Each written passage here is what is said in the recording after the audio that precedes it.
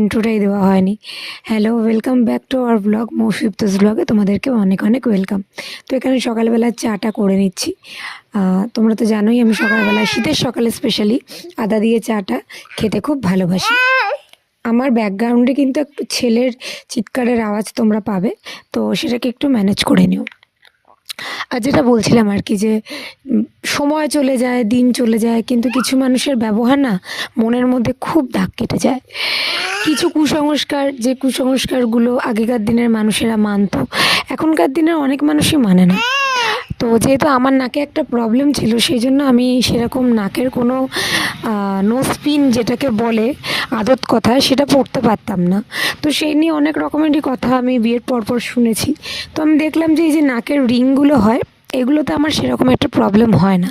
আমার সমস্যাটা আমার শ্বশুরবাড়ির কেউই বুঝতে পারেনি, আমার হাজব্যান্ড ছাড়া। তো আমার